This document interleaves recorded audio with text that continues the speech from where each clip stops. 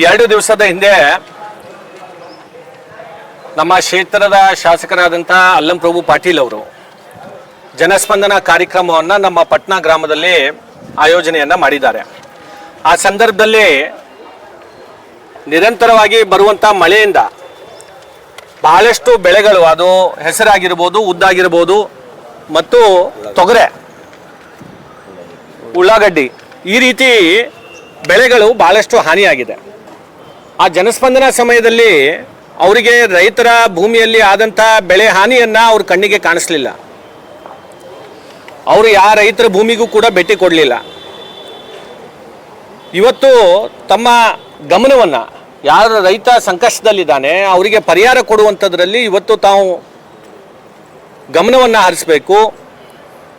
ತಕ್ಷಣದಲ್ಲಿ ನಮ್ಮ village accountant ಆಗಿರ್ಬೋದು, ಕೃಷಿ ಇಲಾಖೆ ಅಧಿಕಾರಿಗಳಾಗಿರ್ಬೋದು, ಅವರು ಮುಖಾಂತರ ಒಂದು ವರದಿಯನ್ನು ತರಿಸ್ಕೊಂಡು ಇಡೀ ನಮ್ಮ ಕ್ಷೇತ್ರದಲ್ಲಿ ಎಷ್ಟು ಈ ರೀತಿಯಾದಂಥ ಬೆಳೆ ಹಾನಿಯಾಗಿದೆ, ಅದಕ್ಕೆ ಪರಿಹಾರ ಎಷ್ಟು ಕೊಡಬೇಕು ಅಂತ ಅನ್ನೋದು ಕೂಡ ಇವತ್ತಿನ ದಿವಸ ಒಂದು ರಿಪೋರ್ಟನ್ನು ತಯಾರು ಮಾಡಿ ಸರ್ಕಾರಕ್ಕೆ ಇವತ್ತು ಕಳಿಸಿ ಇವತ್ತು ನಮ್ಮ ರೈತರಿಗೆ ಪರಿಹಾರ ಕೊಡಿಸುವಂಥ ಕೆಲಸ ಮಾಡಬೇಕು. ಮತ್ತು ನಮ್ಮ ಕ್ಷೇತ್ರದಲ್ಲಿ ಹಿಂದೆ ಇದೇ ರೀತಿಯಾದಂಥ ಮಳೆ ಬಂದಂಥ ಸಂದರ್ಭದಲ್ಲಿ ಪ್ರತಿ ಮನೆಗೆ ನಾವು ಇವತ್ತಿನ ದಿವಸ ಎಲ್ಲೆಲ್ಲಿ ಅವ್ರ ಮನೆಯಲ್ಲಿ ನೀರು ಬಂದಿದೆ ಅಂಥವ್ರನ್ನ ಗುರುತಿಸಿ ಸುಮಾರು 2,000ಕ್ಕಿಂತ ಹೆಚ್ಚು ಜನರ ಮನೆಗೆ ಇವತ್ತು 10,000 ರೂಪಾಯಿ ಪ್ರತಿ ಮನೆಗೆ ಇವತ್ತು ಕೊಟ್ಟಿದ್ದೇವೆ.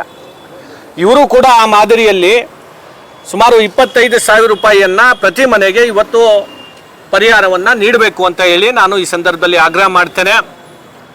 ಅಲ್ಲಂ ಪ್ರಭು ಪಾಟೀಲ್ರು ಭಾಳ ಹಿರಿಯರು ವಯಸ್ಸಿನಲ್ಲಿ, ಮಾತನ್ನೆತ್ತಿದ್ರೆ ನನ್ನನ್ನು ಸೋಲಿಸಿದ್ದಾರೆ ಅಂತ ಹೇಳಿ ಭಾಳಷ್ಟು ಹೇಳ್ತಾರೆ.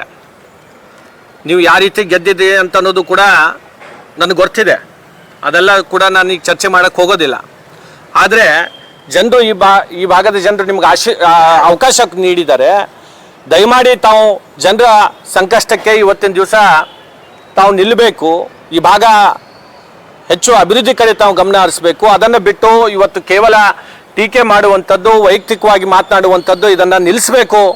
ಇಲ್ಲ ಅಂತಂದರೆ ನಾವು ಕೂಡ ಮುಂದಿನ ದಿನಗಳಲ್ಲಿ ದಾಖಲೆ ಸಮೇತ ನಿಮ್ಮ ವಿರುದ್ಧ ಇನ್ನೂ ಹೆಚ್ಚು ತೀವ್ರವಾಗಿ ಹೋರಾಟವನ್ನು ನಾವು ಮಾಡಬೇಕಾಗತ್ತೆ ಅಂತ ಹೇಳಿ ಈ ಸಂದರ್ಭದಲ್ಲಿ ಹೇಳಿಕೆ ಬಯಸ್ತೇನೆ. Thank you. ಮಳೆ ಹಾನಿ ಆಗಿದೆ, ಉಸ್ತುವಾರಿ ಸಚಿವರನ್ನ ಕೂಡ ಭೇಟಿ ಕೊಟ್ಟಿಲ್ಲ ಸರ್, ಇದ್ರ ಬಗ್ಗೆ ಏನು ಹೇಳ್ತೀರಾ?